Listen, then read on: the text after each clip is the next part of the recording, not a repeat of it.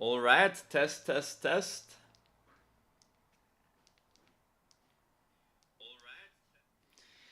Good evening, everyone. I hope you are doing well. It's Friday, so of course we are doing our weekly stream. First of all, thanks for all the comments I got on the previous streams. I do read through them and I answer them when I have time. And you know, it's nice that people interact with me on this platform. And you know, I think some of my friends told me I'm pretty much the only one who covers the Game of Thrones Dragonfire game for now. So yeah, I mean, it's cool that everyone has a place to discuss things. And yeah, make sure you like the streams and you post a comment, because that of course will encourage me to keep doing them. And yeah, I mean, I do put some time and effort into these streams, right? So any support is always appreciated. Okay, so there was a very big update to the game this week, and it includes the Breedmarks and the cores. Yeah, so I'm gonna talk about these today. I have looked at pretty much all of the dragon skills that can be upgraded. It's not that complicated in my opinion. I will also leave my thoughts on which skills are probably the best or what people should focus on and things like this. Yeah, so let's switch to the Game of Thrones screen here. Here we go. Okay, so first of all, they also changed some titles and skills of dragons. Okay, the first one they changed is Carax's 10-star. It was a completely different skill before. I'm not sure if this is a positive or a negative. I think the skill that is here is pretty strong, so I actually might prefer this one to the previous one. But just something to note. So this skill was changed, and I think there was a purple dragon. I don't remember exactly which one it was, but I think one of the purple dragons got a change as well. I think it was Vaeldra actually. Yes, so this is a new skill here. This was previously he was boosting the fire damage in the left flank, I think, which didn't make a lot of sense. If you watched my previous streams, your fire damage dealers should be in the vanguard position if they have a very strong leadership title, or they should be in the right lane. So they changed this here, so they are increasing the physical damage, prioritizing the left flank, which again is weird. I would expect this to be the other way around, and the tactical damage of one of your dragons in the right flank. So this is also changed. I think these changes are like very small. I don't think like there's a huge change to the tier list or whatever, but this is just something to keep an eye out. And maybe I missed one or two. I didn't look through all of the blue ones. I will explain why, but I think these are the two titles that I noticed that changed. Okay, so that's to start off with. Now, what are cores and breedmarks? Okay, so if you come from any other game that has this type of setup, right, you would expect that you can upgrade your skills and titles. In this game, this was not possible before the update. Okay, you had your fixed stuff, right? You had these titles, and they didn't change. They had fixed percentages, and you can just unlock more titles by getting more stars for your dragons. Very simple. Now, however, they changed the system. So if we click on the first habit here, so they call these habits. So these are the habits. This is the command, right? So let's use the appropriate terminology so people don't get confused. So this is the command. Command cannot be upgraded. That stays the same. This is very important. I will explain to you why in a few minutes. And these are the habits that you can upgrade. Okay, so if we click on the first one here, we see to upgrade this habit, we need 100 of these green tooth icons and 100 gold cores. Now these are the breed marks. Yeah, breed marks you can buy with gold if you have enough cores to upgrade this habit. Okay, this is important to note. The cores you cannot buy directly with gold. You can go into the shop and buy the pack to get the gold cores. Okay, so this is the pay to win option. Now the free to play option is you farm these by doing the resolve mobs, right? Now what's important to note, the breed marks have different types depending on the dragon. Okay, so here we see the warrior breed mark, right? Which if we click here, it doesn't tell you it's the warrior breed mark, but this icon is the warrior breed mark. Okay, very easy. And this is a gold core. Now, how do you get these free to play? Very simple. You search for level 50 resolve mobs. Okay, so for example, I don't know if there is one close here. I just farmed the one that was there. So let's, usually there are quite a few around here. Now, importantly, this is an important note. You cannot click on the wild warrior here because otherwise it only shows you the wild warriors. Yeah, you're looking for all 3 dragons, depending on which habit you want to upgrade, right? But I will explain what I mean. Okay, so here we have a wild warrior, right? So if I click on this, I can still find this guy, but I don't have the wild champion here, for example. I believe I do have the wild sentinels on my phone, but they don't show up here for whatever reason. Doesn't matter. But basically, like, you just put this to level 50, you click search, and you look for the dragons, okay? You cannot specify further because otherwise you will miss out on specific breed marks, okay? And if you click here, you can see you will get 3 warrior breed marks here, and that's why these are the wild warriors, right? So the wild warriors give you warrior breed marks, the wild champions give you champion breed marks, the wild sentinels give you sentinel breed marks, and so on and so forth. Okay, that's the first part. Secondly, so these are specific to the type of mob you sweep, and it's only for resolve mobs and only for dragons. Okay. Secondly, you need the cores.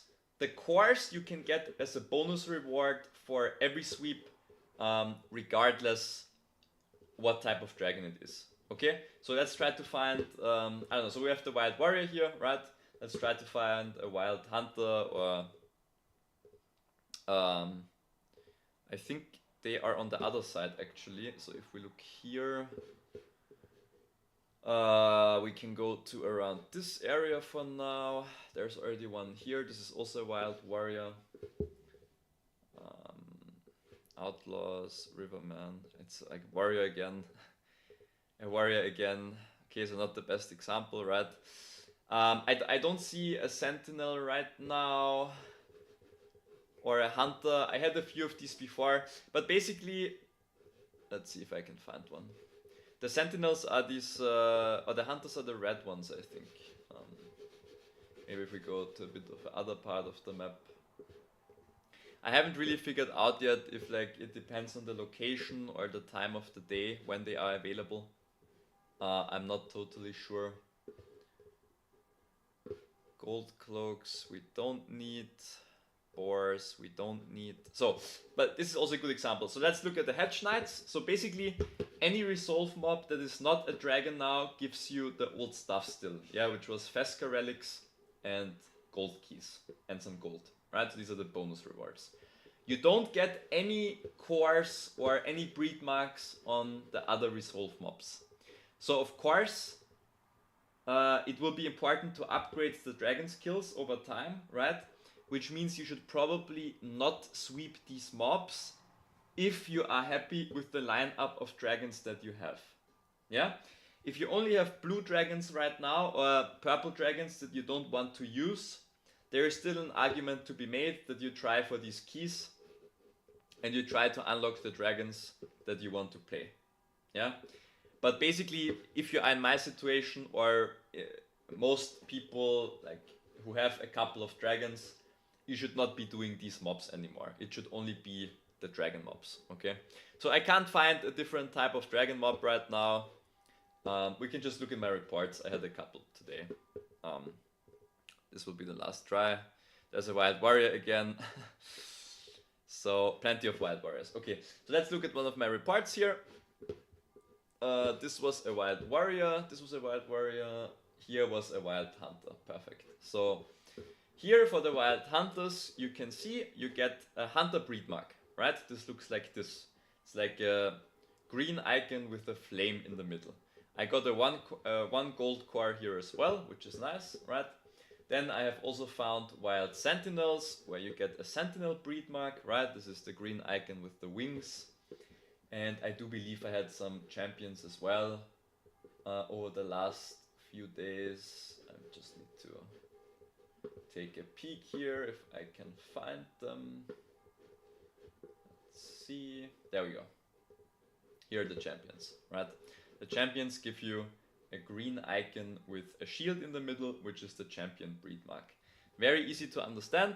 And of course, you should sweep the dragon mob type that you wish to upgrade, right?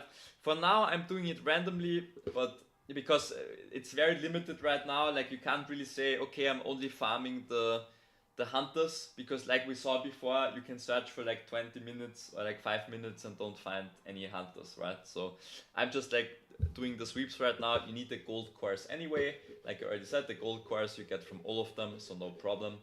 And at the end of the day, I mean, most people are not going to be completely sure about the A team yet. So if you have a wide variety of Breedmarks to choose from, this is always good, right?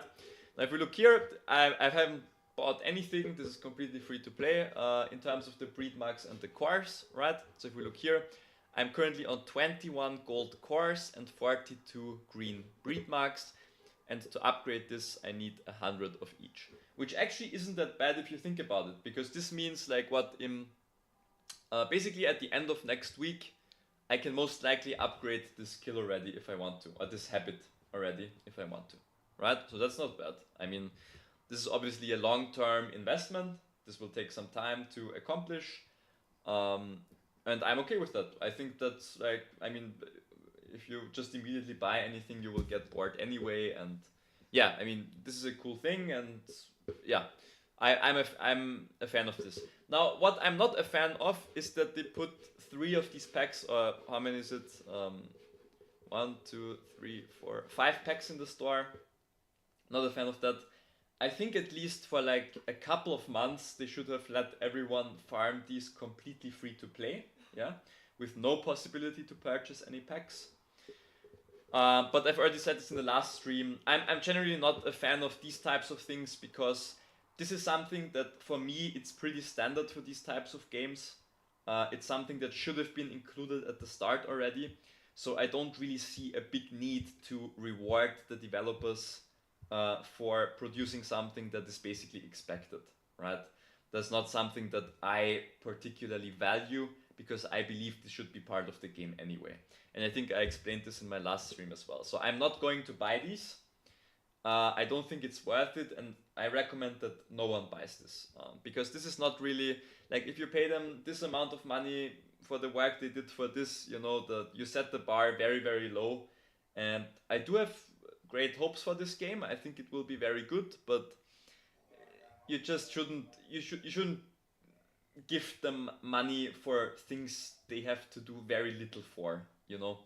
That's my point. Because all they did here was adjust the numbers pretty much for most dragons, right? Like, we look at this habit as an example. Once you upgrade this, you reduce the amount of damage that you receive, and you increase the recovery that you receive. And this is pretty much the template they used for all of them. So it's not something that's insanely creative or that's out of the box, or, like I said, I've played other games like this before, and this is expected, yeah. So I'm not gonna invest on this. But like I said, at the end of next week, I will already have enough, or like at the end of 1 to 2 weeks, let's say 2 weeks worst case, if I get unlucky with the gold course, I will already have enough to start upgrading my skills. So it's not something that needs a house investment really, which is the good part, right? So this is not bad. Okay, now a lot of people want to know what they should invest in, okay? And here's where it becomes tricky. So this game is at the is in the very early phases, you can say, right? Like it's not globally released yet. We are only the 62nd server, no, 64th server, I believe. Yes, so we are the 64th server, right? Which means, I mean, this means a couple of things. First of all, the tips I give in this video, they can change over time, yeah? They will introduce new dragons, they will change habits, and this will, of course, you know, change the entire system of what you should invest in. Yeah, so I'm just going to say it at the start. My opinion is, I will put this first. First of all, if you are on a server where you have a good chance of completing all the rewards and there's not really a lot of opposition, you are perfectly fine to save the Breedmarks and to not spend them immediately. Yeah? This is most likely what I'm going to do. I'm going to collect the Breedmarks, I'm going to collect the cores, I'm not going to spend them. And at the end of this season or the end of next season, I think that's when I will start to make a decision and to commit to that decision. Because the truth is, you're not going to be able to upgrade a lot of habits, right? It's relatively limited. You can't say I'm playing 3 teams, I'm a free-to-play player, I want to use all of them for PvP, and I want to upgrade all of the habits. This will take you like 10 seasons or something, right? So that's unrealistic, that's inefficient. What you should do is you select your best team, your top 3 dragons that you want to PvP with, and those are the dragons that you push the habits for. Okay? For example, let's say one very good A team right now, our main team is Cyrex, Caraxes, and Vaeldra. Okay? So let's say you have pushed these dragons to 6 stars each, you have them at the adult level, you like this team a lot, and you feel that you will use it in future seasons. I think it's absolutely okay to say, I'm gonna invest on these guys, right? I'm gonna focus on the important habits, I'm gonna upgrade them, because I'm sure I will play this team for the next 5 seasons. And that's something that you can say. I mean, this is not a bad decision, right? Alternatively, let's say you have Veigar, Crimson, and Sivon, for example. These 3 go together very good as well. You want to focus on those 3, perfectly fine. It's one of the best teams right now. It will do well, and yeah, you will upgrade some habits. You will push them over the next few seasons to the elder level, maybe. Perfectly fine. So what I'm trying to say is, I can give you recommendations on what to invest in, but it doesn't mean these recommendations are gonna be valid for a long time. Yeah, that's the key takeaway from this. And it also doesn't mean that you can't invest in something else. It just means this is what I would do. So I will save the stuff, like I said, and at the end of the first or the second season, I will make my decision. However, there are a few habits that are definitely very, very strong. Okay? And I'm going to explain why. So first of all, Sivon, we will start with Veigar. So if we look at Veigar's 6 star, Fiery Bonds has a 15% chance to grant advantage to the ally with the most troops and inflict weakened on the enemy with the most troops. Each effect lasts for 2 rounds. So what you can do here is you push the chance that these titles activate from 15% to 30%. And this is of course a cumulative or a conditional probability, because you need this to trigger first, right? The 50%. So, I believe this is the case for Veigar. Actually, I'm not sure. No, actually for Veigar, this is not the case. So this is a separate probability. Okay, so you just have a separate probability here, and it's at most it's 30%. So to me, this is not an ideal investment of these habits. Yeah, what I am looking for my team is for the commands to trigger a lot, and I want to invest in percentage changes that have a meaningful impact on the fight. Okay, anything below 40% is not really meaningful for me. Yeah, because this will trigger so rarely that you have to get lucky to get value out of it. Okay, so I would not invest into this. Now, if we look at this, for example, at the start of combat, increase physical damage dealt by 12% of one ally in any lane, prioritizes the right flank until the end of combat. This is a habit I would invest in, because it's an assured percentage damage dealt habit. Okay, very, very good. If you get this to 25%, basically every normal attack from your right flank will hit very, very hard. So this is something I would recommend. If we look at the first title, at the start of round 1, reduce your physical and fire damage received by 15% for 3 rounds. Also at the start of round 4, increase your recovery received by 20% until the end of combat. Again, this is something that always triggers 100% chance, so this is something you could look into. I don't think this is the best, just because the recovery received is still bugged. They haven't fixed it. I submitted the report like 2 weeks ago. I'm not sure why this is not fixed yet, and they are introducing new stuff while there are still errors with the old stuff, but it is what it is. And so that's a reason why I would not invest here right now, but of course this is also fine to invest in the long run. Okay, and this is how I will think about all of the dragons. Yeah, I want the command to be at around 40%. So here we have 50%, good. And I want the individual habits to have at least a 50% or 40% chance of triggering, which for Vega it's the case for the second habit and for the first habit. Like I said, for Vega, the second habit, in my opinion, is the best. Okay? Good, so that's Vega. Cyrex is also interesting. So for Cyrex, I think the 6-star is the best one to invest in because it increases the activate chance of active commands by up to 8%, which is a very big deal, right? This is what I explained before. There are not many titles that influence the command of the dragon, and you cannot upgrade this with the Breedmarks or the cores. So habits like this are very, very strong. Yeah, so this is something that I would definitely invest in. And then you get recovery, right? So the recovery rate, that's fine. That works normally. There is no bug there. The amount of recovery is increased, and this also works fine. So this is a very good title or a very good habit. You can invest in this without having second thoughts. Now, this one I would not invest in. Don't think it impacts current PvP or PvE significantly, so there's really no need to do anything here. And this is also something, I mean, this has a 100% chance of triggering, right? But this is a very small percentage change of raw stats. It's probably not what you want to focus on with your first habit upgrades, right? So this is Cyrex. If we take a look at Crimson, now Crimson is very interesting. I think Crimson at 10 stars is the strongest dragon in the game right now, because you can increase the stun chance to 50%, yeah, which is insane, right? Stuns in this game are very, very strong. There is basically no protection from it. There are very few commanders who have reliable cleanses, and if they are stunned, they can't even use the cleanses, right? So you would need to stun an ally of them, and then they cleanse that ally. The percentage chance of that is extremely low. So, I mean, this is just very, very strong.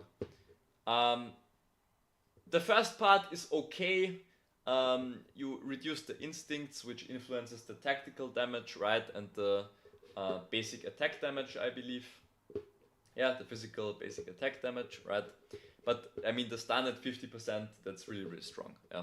Of course, this will take a lot of time and a lot of investment, and I will not get there anytime soon, but this is just basically the big part of Crimson's kit, right?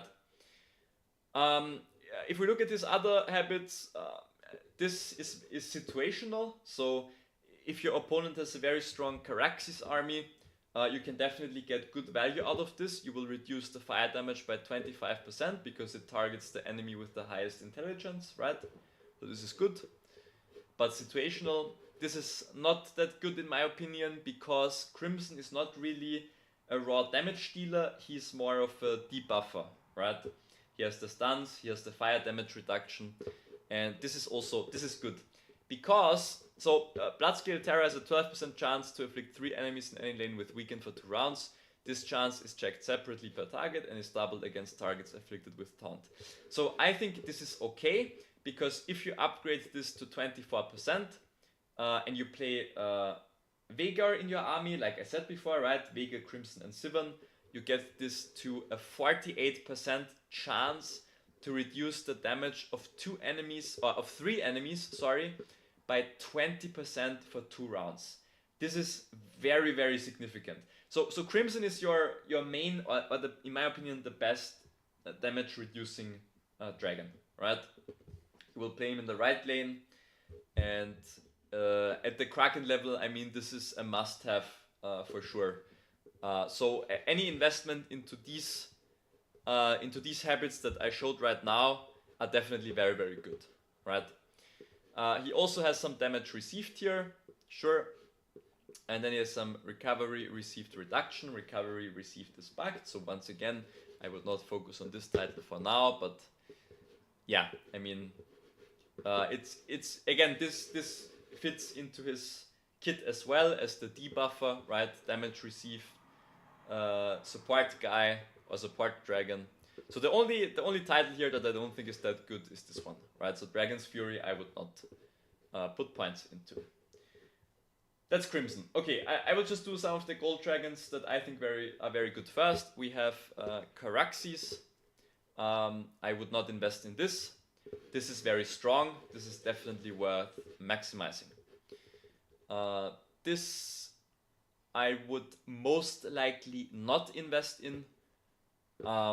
It's just burn and slows are not very significant right now. Maybe this will change. I don't think this is very good.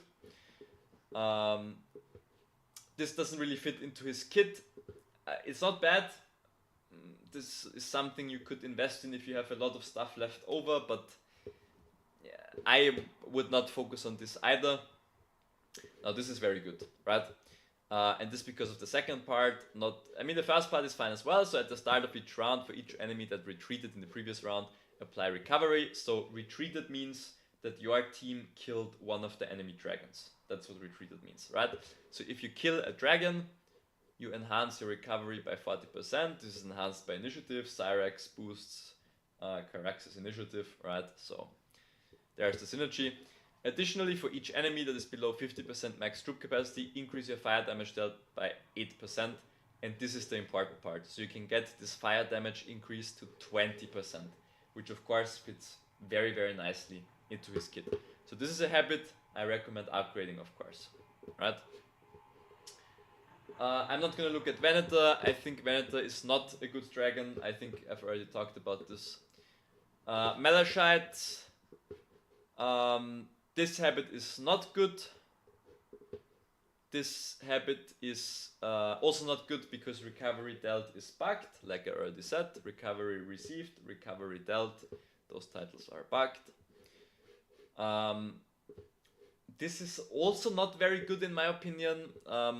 So he's a bit, I think after the habits he actually got a little bit weaker. This is also not very good. Now this is very good. The 10-star habit is excellent because you can increase the double strike chance to 75%. And in addition to that, you have a strength and initiative boost, right? Which is, the double strike chance, this is really what you're looking for. That's very good habit. Unfortunately, the other ones for him are not very good. So this one is definitely worth investing in. Sea Smoke is kind of the same. This is not very good in my opinion.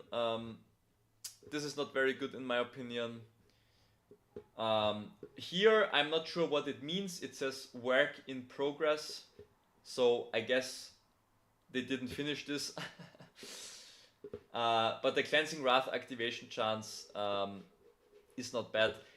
The thing is, this only triggers at the start of round 4, so it's also one of those habits that I definitely wouldn't recommend investing in this at the start, right? It's not very good, and we don't know what's happening with the work in progress, so I would not recommend this. Now this is very good. This is a very strong habit. You should definitely maximize this if you reach it, and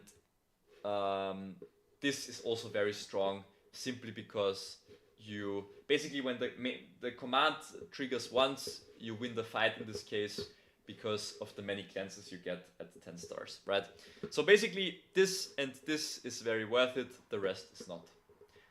If we look at Carlspire, so Carlspire, this is not very good. This is not very good.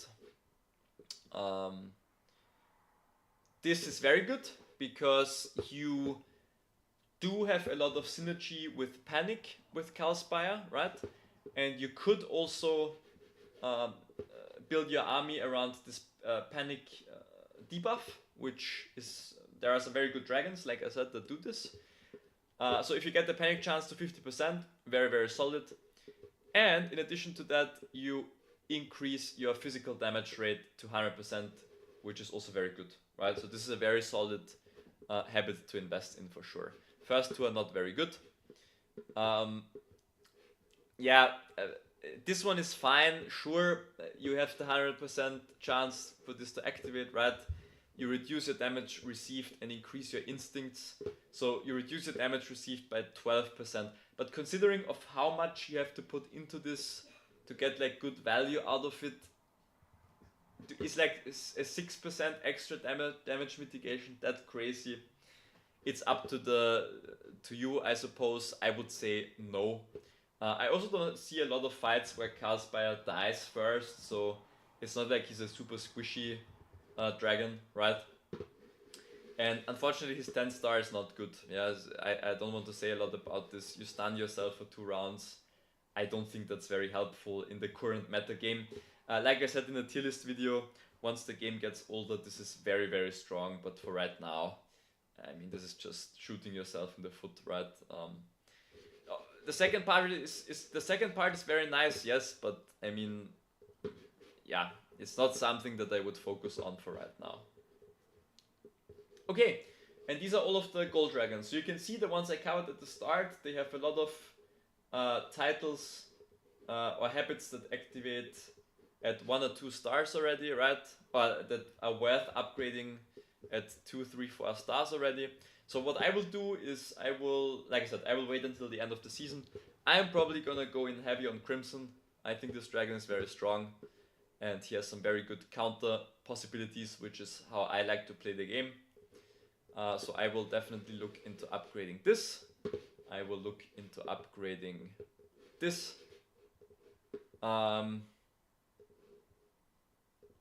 Yeah, so those are the 2 I will focus on most likely. And now we go to the purples. But before we go to the purples, I also want to show you one thing quickly. So Venator, because like some people have him and have to play him, this habit is very good, right? So at the start of combat, increase your physical damage dealt by 25%. Again, you understand the concept, right? I'm not gonna go over all the dragons because I think I've explained like my viewpoints quite well. You should boost the habits that basically always give you assured value, right? That's what's very important for now. And this is how you should play this game, at least in the current meta, right? This is fine. I wouldn't upgrade this. I don't think it's very good. This is good. This synergizes with the rest of his kit, right? So you can upgrade this for sure and not feel bad about it. And here, this is also very good because you can push the chance to 50% from 20%, right? This is a very meaningful percentage increase. So good. I hope I showed you like some ideas now on what you can do with these Breedmarks and the course. One very important point about blue dragons. I'm not going to talk about any of the blue dragons because I think they are absolutely useless right now. Yeah, the stats are so bad, you just cannot use them. If the fight is like somewhat equal with your opponent, they will always die first. Yeah, I mean, you can compare this. Let's take a look here. Let's look at, what is this? A 4-star Feskar, right? So Feskar is a tactical damage dealer, which means we expect his instincts to be. The stat is not bad, right? He also has some intelligence because he has some fire damage at 6 stars, right? So we are here at level 24, 4-star purple, 152, 155, 132. Let's look at Shimmer, who is an Elder Dragon at 8 stars, right? 8 levels above Feskar. It's worse. It's literally worse. Like the only stat he has a little bit higher is the instincts, but everything else is dropping off immensely, right? We have intelligence at 121, strength at 128. I mean, it's just not comparable, right? You have the 152, 155, 132, and here we have 161, 121, 100. And these are the stats that really matter the most. I mean, this guy is not a physical damage dealer, so of course, like this will be lower, right? You have to look at the damage that the dragons do, and yeah, it's horrible. Yeah, so I don't invest in blue dragons. That I think, as long as they don't adapt the stats, I would not use them for PvP. Very simple. It's also important to note is these consume the same breed marks as the legendary and the purple dragons. They just consume the blue cores instead of the purple cores or the gold cores, but I mean, this is what you're gonna be limited by as well, right? The Breedmarks. So even if you play a blue dragon and you upgrade the habit with the Breedmark, you lose 100 Breedmarks that could have been used for a gold or a purple dragon, right? So horrible system. Don't use blue dragons. I don't want anyone in my team to use blue dragons unless they absolutely have to. If you absolutely have to, for whatever reason, because you didn't pull a 1-star gold or a 1-star purple, only ones worth looking into are Vespa, who has at 10 stars Confusion, which is Madness basically from LOTR, or Bevlorin, who has a somewhat solid heal at 6 stars, right? But again, 1-star gold is better than this, I assure you. Yeah, it's just terrible. Like, these stats, if they increase them by 100 for blue dragons, they will be playable most likely. If they stay as they are, unplayable. You can't play them. Okay, so let's look at some purple ones that I think are very cool. So Sivan, the first habit, is very strong. You increase the command activation chance by 6% of 2 other allies, right? This reminds us of Cyrex and his 6 stars, which are already covered. So this is very nice. I will definitely invest in this one. Important to note, I can show this here now. If you press upgrade here, you can buy the missing Breedmarks with gold, right? So that's what I was saying before. You can't buy the cores with gold. Second one, not very good, I don't think. This one is good because you increase the chance to do damage. Very nice, definitely worth the upgrade. This doesn't really fit his role, so it's whatever. And this is the Overwhelm, right? You can increase your Overwhelm chance. Overwhelm is quite a strong debuff. You can read up on it if you want. Basically, let's take a look here. Prevent the target from using active commands. So they cannot use the active commands, they can still do the normal attack. So it's okay. It's not something I would invest in or prioritize because, like I said, these two are much better. So these two, focus on these two. For Zivan. Tashix is also a very strong dragon. Again, I'm focusing on the dragons with high percentage activation chances for the command. This is honestly quite situational, but it can be very good. So for example, if you fight, a lot of people like to fight with tactical damage dealers in 1 or 2 spots. So, I mean, this is worth the upgrade if you're building armies to counter very specific things, right? Which is what I was saying about Crimson before as well. So you could make a team with Tashix and Crimson, right? Fire damage. For example, the Malachite in the middle as a vanguard, something like that. And you counter the tactical damage teams hard. And I mean, this is very good because it's 100% chance to target the enemy that has the highest instincts, right? Which is the tactical damage stat. And it's minus 22% tactical damage for the entire fight, right? So this is obviously an interesting habit. Would I invest in this first? No, but it's interesting. This is not very good. I don't like this. Like this percentage intelligence and instincts things. I don't think this is worth the upgrade. This, I'm not sure. You can get this to 30%. It's honestly not very good in my opinion. I would not focus on upgrading this habit. Same for this one. And the 10-star one, I forgot for him. Right, this is actually very good because here you have a 500% damage rate at the start of the round if you have 7 or more stacks of Mirage. Right, so this is basically a total execution title. This is like, if you come from LOTR, this is like Bjorn in round 4, when you have the 7 stacks, which can happen. It can happen earlier because, right, he has another 25% chance here to add stacks, 25% chance here to add stacks, and a 50% chance to add stacks, right? So if you get to the point where you have this dragon at 10 stars, this is a very strong habit to upgrade. Yeah, very, very strong.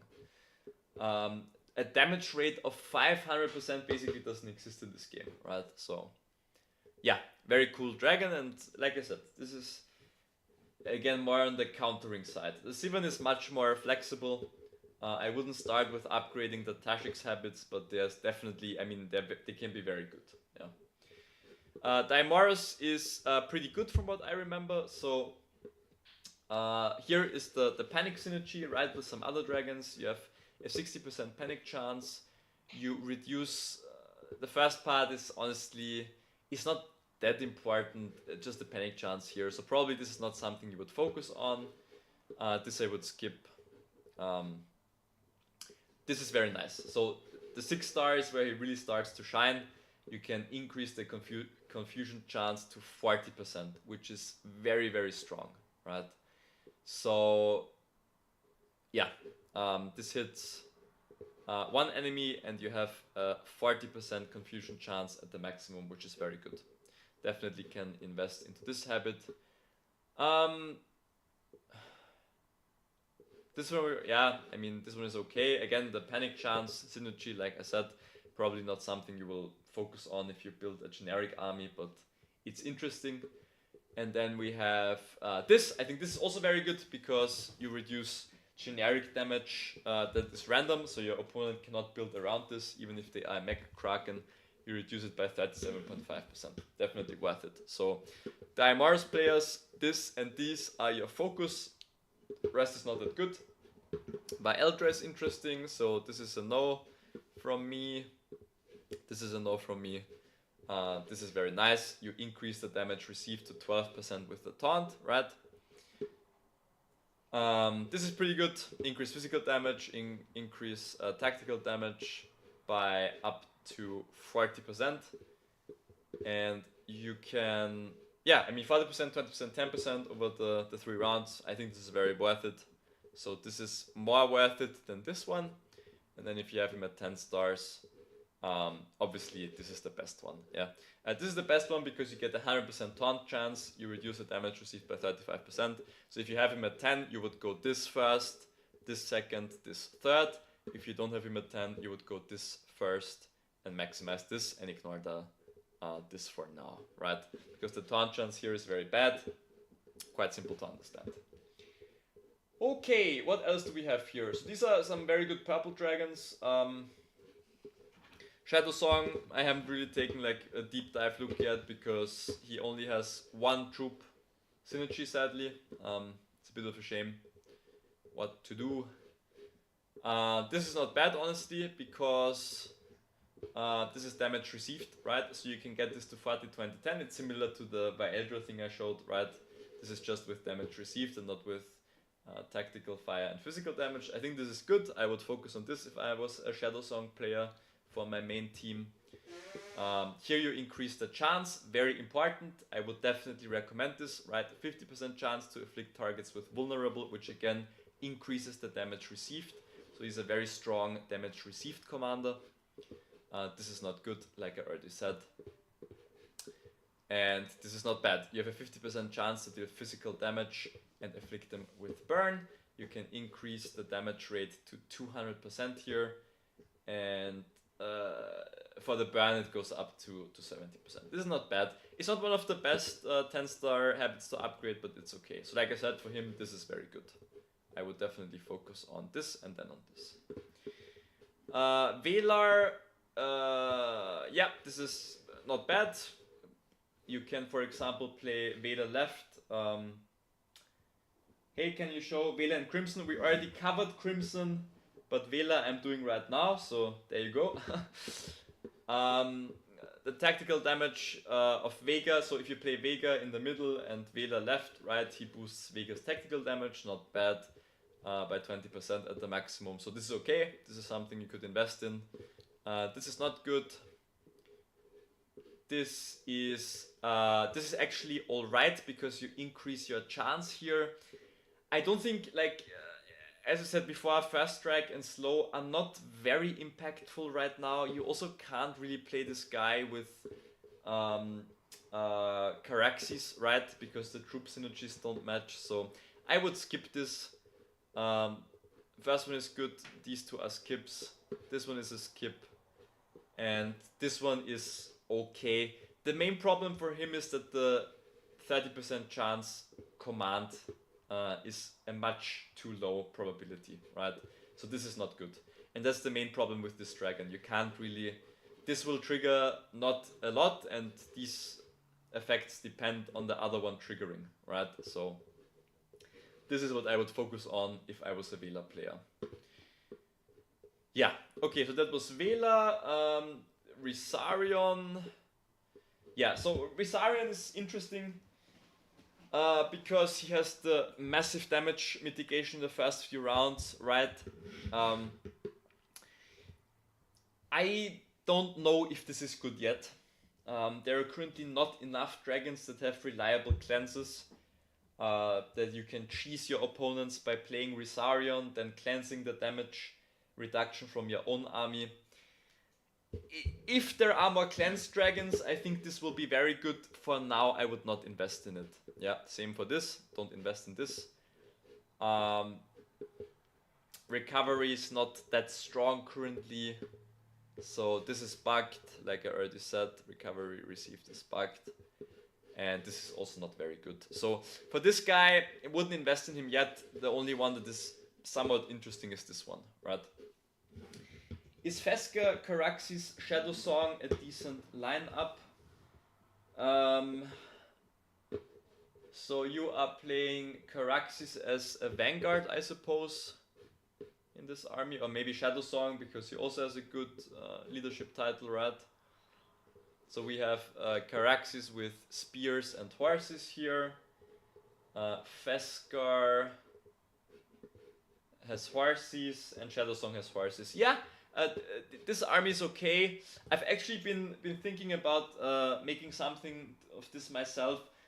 The main problem is you are really locked into horses with this army, and you're going all in on the fire damage. So for example, if you run into a Crimson, which I showed previously on the stream, and he has this title maximized, you are losing 25% of your damage immediately without anything else, right? Which is pretty crazy.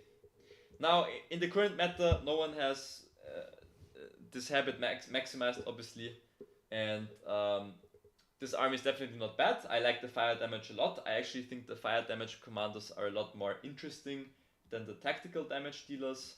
They give you some interesting army compositions and they are cool to build around. You also play dragons that have a high percent chance for activation, right? So Feska has a 50% chance. Oh, actually, the other ones are quite low if I remember, yeah. So Shadow Song only has a 35% chance. Yeah, so in this army, one of your other main problems will be that you will have reports where the commands don't trigger a lot, yeah. And this is actually why I decided against this army, because you will not get the commands to trigger regularly. Let me show you an example, yeah. So if we look at Sivan, I'm getting 6 triggers here and I'm doing 13,000 damage, okay? This is what I'm looking for my army. I do have a Caraxes as well and I like it a lot, but most of the time, this is already kind of lucky. Like most of the time, you're gonna get maybe 2 procs of the command just because the percentage chance is so low, right? And that's why Caraxes and Shadow Song require Cyrex or Sivan, in my opinion, who boost the percentage of the command, right? I used Carax middle, Feska left, and Shadow right. Yeah, so this works fine, like I said, but you're susceptible to some things that you will have to figure out how you're gonna play around this by yourself, right? But it's not a bad army. I think the fire damage dealers are very strong. It's just depending on RNG and whether your commands trigger or not. Okay, so we stopped at Risarion. The last purple one that we didn't cover is Feska. This is actually not bad because it affects all 3 allies, right? And it reduces physical and tactical damage by 15%. So this is a decent habit to invest in. His main is physical. Yeah, so you can see like he kind of fills a support role where he reduces damage. So this habit goes very nicely with his main command, which I recommend. This is not good. This is very situational. I will say this is not good because once again, this is the same as with Crimson. Like this dragon is designed to reduce damage, so extra damage on the command, sure it is going to help, and it can do a lot of damage, right? You get this damage rate to 240% with the burn, and for the normal damage rate you get it to 160%, which is very good, don't get me wrong. But to me, this dragon doesn't feel the damage dealing role. Yeah, he's more of a debuffer. So I'm not sure about this. It sounds very good on paper and you can try it out, but probably not. I would focus on this one first. This is not good. And this is also 65% chance to stagger at maximum. What does stagger do? I have to remind myself. Okay, so this is better than overwhelm because it prevents the target from using active modifier commands or launching basic attacks. Okay. Yeah, so this prevents the dragons from using their command and from attacking normally. So this one is actually goes hand in hand with the other parts of his kit where he inflicts debuffs and reduces damage. This is actually not bad. Now I would probably not invest in a 10-star Fesca in this habit, but this is something that's also, it could be good in the future. So I would focus on this for Fesca. I think this is fine. And these are all of the purple dragons covered now as well. Okay, so now I gave you an overview of what I would invest in terms of the Breedmarks and the cores. Once again, I think you should focus on one team which consists of 3 dragons, and you pick your strongest dragon to upgrade the strongest habit. Okay, so for me I will be running Vega, Crimson and Sivan as my main team, and I will definitely focus on this first because I want my main commands to trigger a lot during the fights. Okay, so I will focus on this first. I will focus on this second because I have Vega lead, so this guy is my damage dealer, right? And after this is done, I will focus on Crimson's first one, reduce the fire damage, since a lot of the Krakens seem to play Caraxes, right? If I ever get into 10 stars, I will of course focus on this. But before I get into 10 stars, I will do Vagar, the second one. And yeah, this should keep me busy for a couple of weeks, right? And since we have strong tactical damage in this army, this is actually not that bad, right? It's a pretty good title as well. You can increase the tactical damage received to 25%. His 10 stars is also not that bad, but 30% chance is not something I'm going to invest in, even if this damage rate is 225%, right? Which is insane. But like I said, I like consistency, so this is what I will do.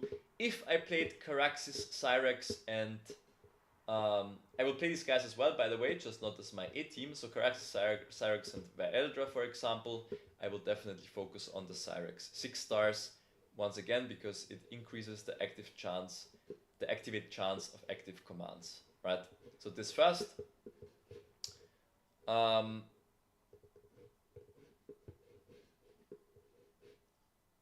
This second, but I will never get there anyway.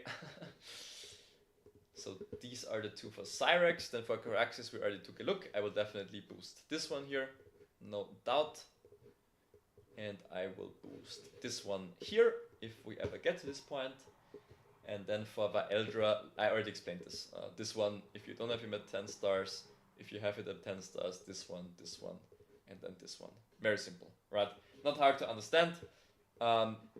This will require me to switch my army around a bit, but that's fine, because I will put him in the left flank and I will put Cyrex in the right flank. There's not a big difference, really. my Coraxis will stay as a Vanguard, right? So these are two armies that a lot of people use, so I'm just gonna cover them quickly.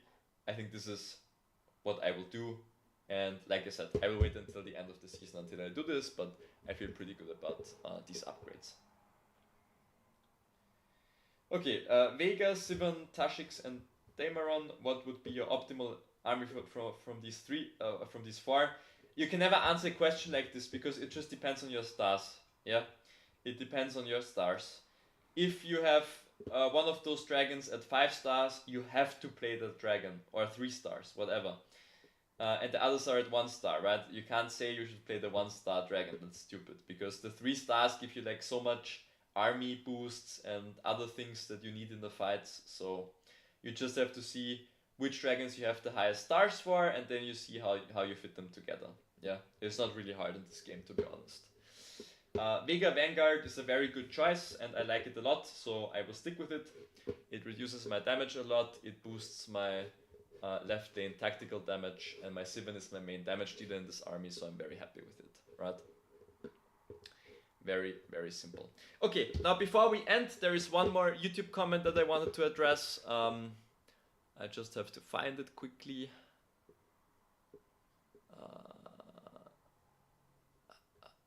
Oh, it's from you, Victor, actually, yes. So you are the same Victor that commented.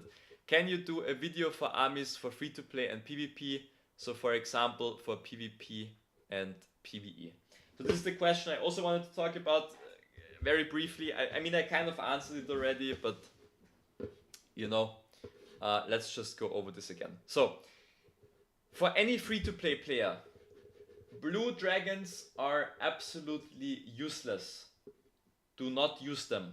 It doesn't matter if you have them at 8 stars. As soon as you pull a 1-star gold or a 1-star purple, you will use those dragons. Okay? Very important. Everyone needs to understand this. This is the first point. Okay? Secondly, for completely free-to-play players, you will simply play the gold and the purple dragons that you have the highest stars for. It doesn't matter if they have troop synergy. It doesn't matter if I rank them highly on the tier list. You will play the purple and the gold dragons you have the highest stars for. Now, again, a reminder, a 1-star gold dragon is better than a 3-star purple dragon.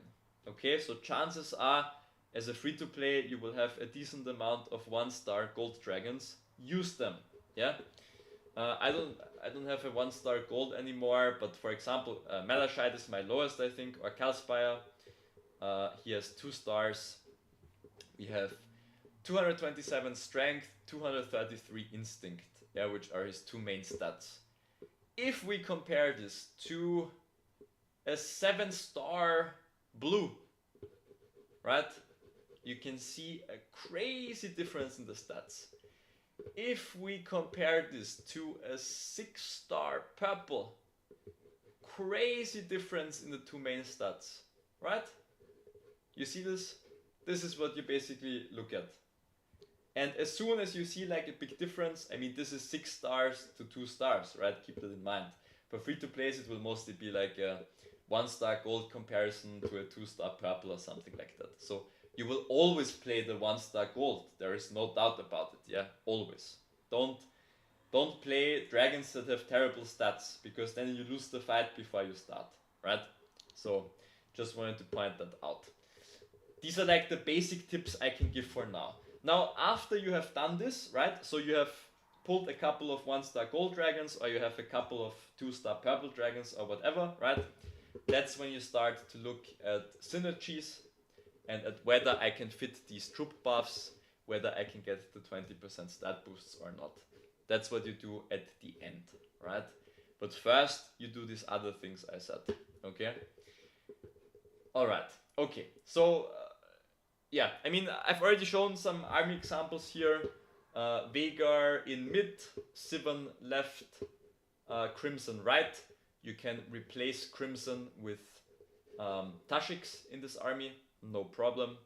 You can replace Crimson with a 1-star or with a lower star Diamoris in this army, perfectly fine.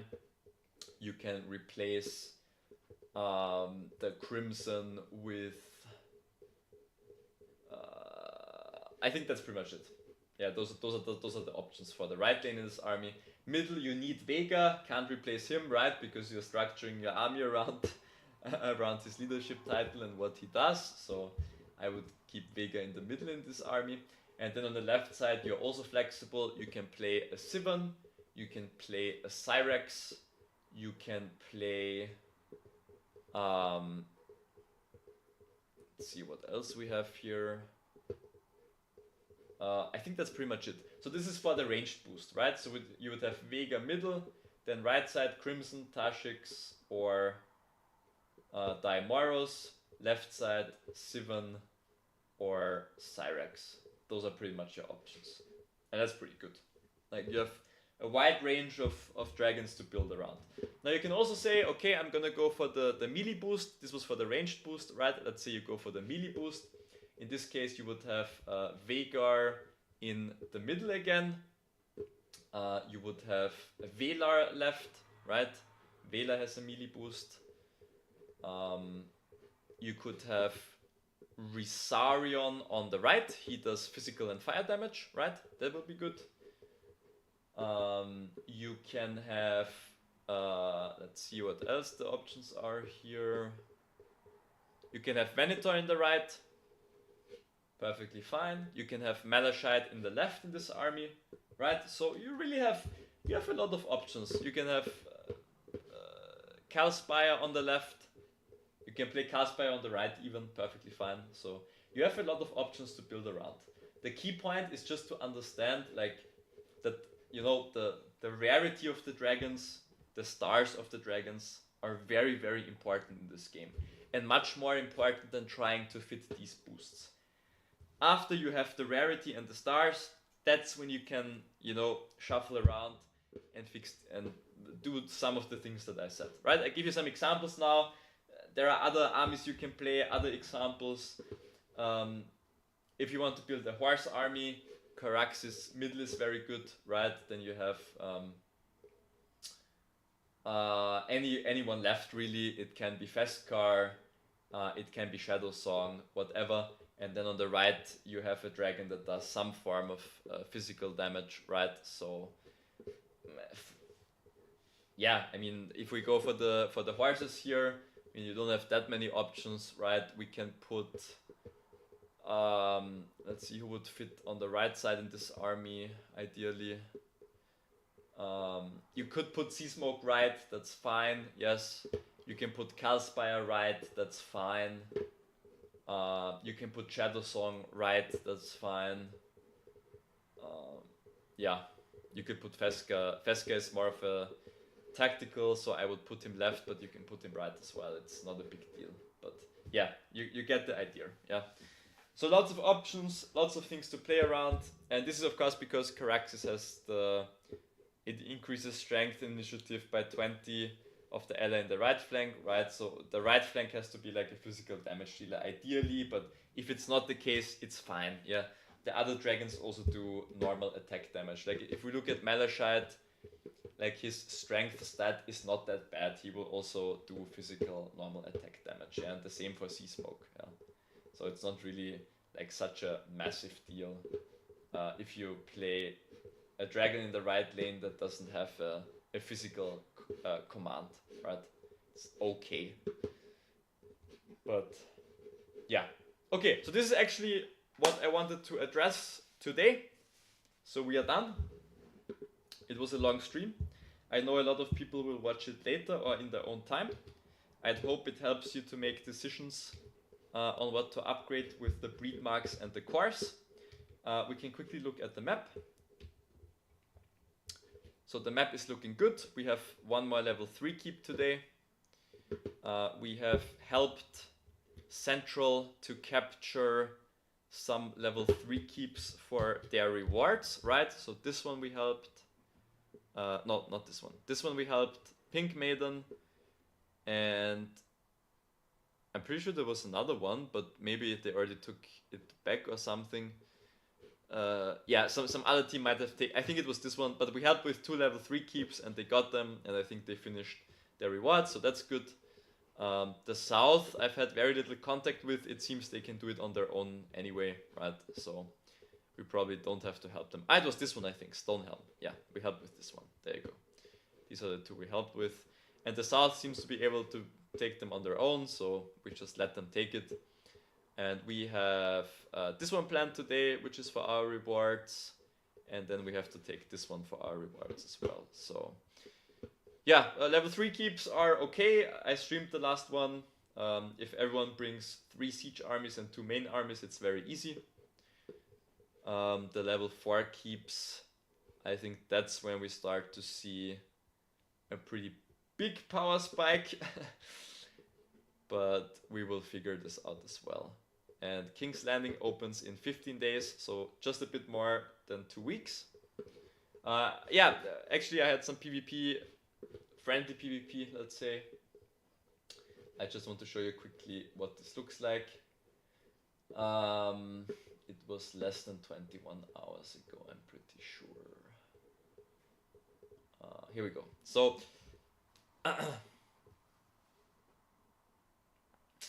so here, there are some interesting things happening, honestly. In this case, I had the unit counter stacked against me, right? And we still smacked him pretty hard. I think it's probably because my commands just trigger more often his. This is not my main army, by the way. I'm just leveling like the Daimoros as well. If I put Crimson here, I think I will win like 90% of the time. But just to point it out, like this was a fight where I fought into a disadvantage.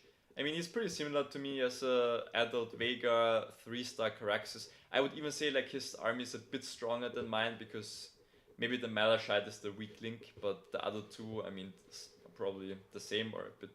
I mean, Caraxes is a bit stronger than Daimoros at 3 stars versus 4 stars for sure, right? But we had a good fight here, and this is because our main commands triggered a lot, right? You can see this here. So, good fight. Then we had a fight like this. Yeah, I mean, I think this one is pretty obvious. There is no disadvantage now. I'm just doing a lot of damage with the army that I structured here, right? Eldra is the weak link. I might keep him there. I might put someone else, but I mean, this is a very good result, right? And okay, here I was not full, that doesn't count. As soon as you're not full, the fight is very hard, right? So I think there was one fight where I lost pretty hard. Maybe it was long ago. There was one fight where he had. So this one I also won. This one I fought against the second team. Yeah, I mean this is very obvious, right? Where was this fight where I fought basically the same army that I showed here, but I lost? Was it this? No, this is where I wasn't full. And this is already 5 hours. That's weird. Basically, there was one fight where I was full. And he attacked with this army and he beat me. I think it was because his Caraxes got quite lucky with the hits, if I'm not mistaken. But I can't find it now for whatever reason. I thought it was here somewhere. But it's not. But yeah, so in any case, the thing I wanted to say was the unit counter is very important, okay? So if you have a unit counter, you can definitely punch above your weight class, yeah?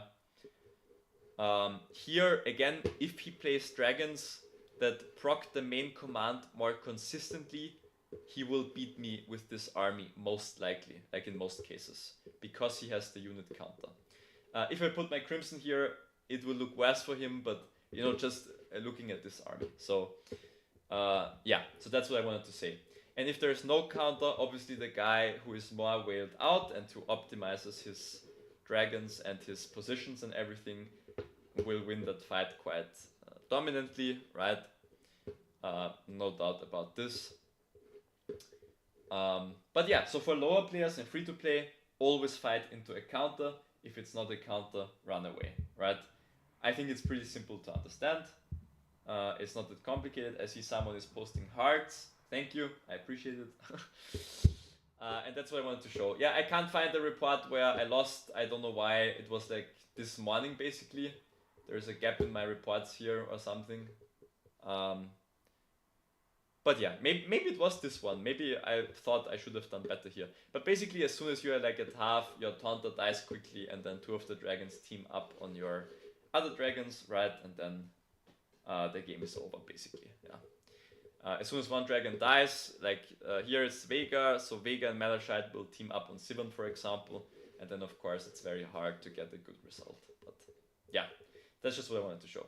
So this, if I'm full, you know, and he gets normal RNG even into the counter, he struggles because he chooses dragons that don't have high main command activation chances. I have 45% here, and then I get my 3%, so 53% here, and 43% here, right? So you can see the RNG is obviously mostly in my favor. Okay, hello Atzel, what's up? I hope you're doing well. Do you have a Discord channel where we can ask questions? Yes, I do. The thing is,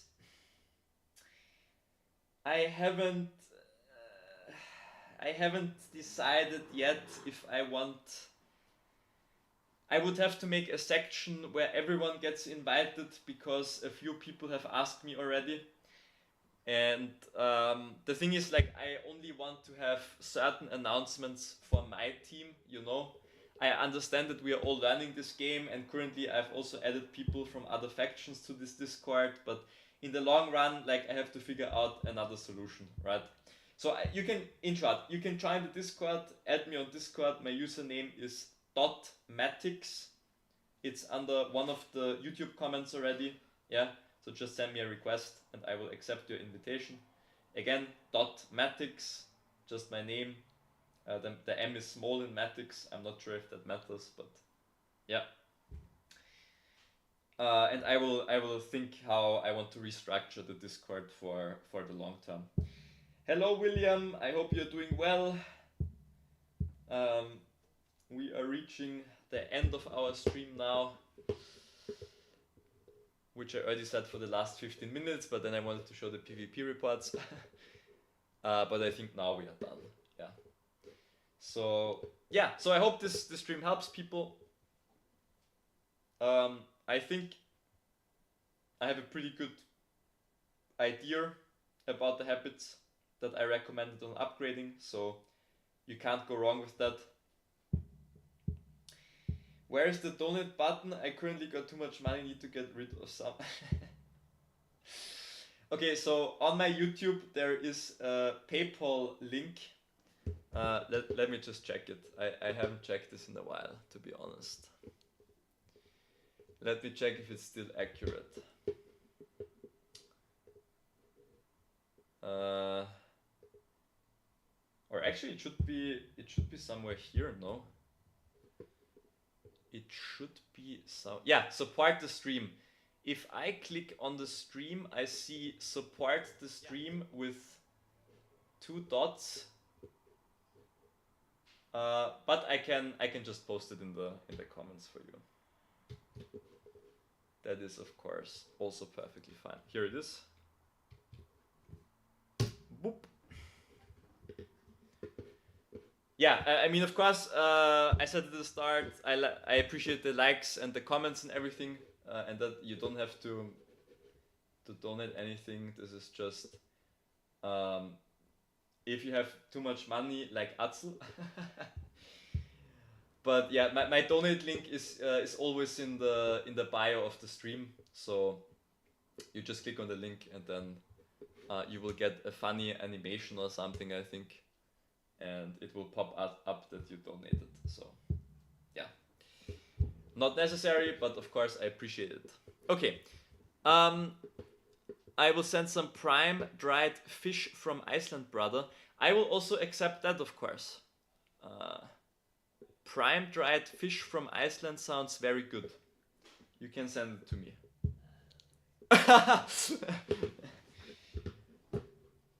Okay. Don't want donate, liar? Well, of course. I mean, if you donate, then I can probably look at some more dragons in my videos, you know. But yeah. Okay, so should I end the stream, Atzel, or are you donating? What's happening? I want to see if the animation works, to be honest. Can you do me a favor and like donate one of whatever currency you have? I actually want to see if it works. I haven't used this in such a long time, but I think I set it up correctly.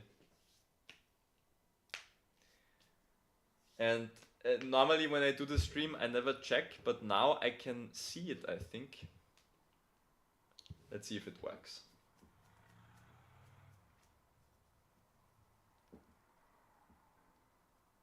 If you want to do it, otherwise I will check it later myself. Ain't a biggie. But yeah, I mean, in terms of the money, I'm pretty happy with what I have so far. So yeah, I mean, I don't see like a huge reason to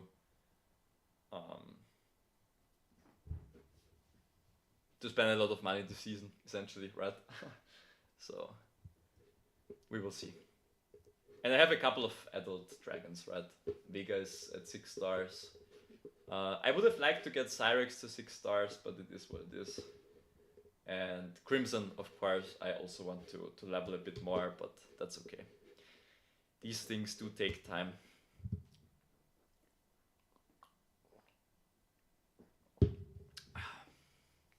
You're on it. Okay, good. Yes, and I saw it. Atzel has tipped 10 CHF.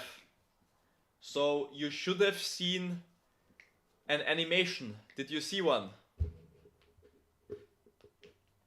Was there something on the screen?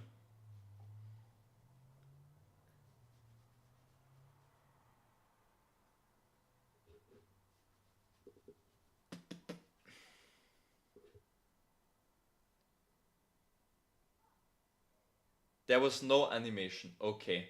Then I will have to take a look at this. The last time I did this was 3 Streamlab updates ago, I think. So I guess and we're playing a different game now actually. So I guess I will have to set it up again, but that's okay. Okay, thank you Atzel for the donation. I appreciate it. And we figured out that it actually does not work right now, so that's good. Because if there's like some random person coming in and they donate and then they don't see an animation, I guess they will be very upset. So I will on the weekend take a look and make a cool animation for the donators. And yeah, then we're good. Next time I need 2 animation. Yes, I agree. I haven't looked at Streamlabs in a long time. I need to take a peek. But at least the transitions are working well. We have the break icon here. We have the screen block.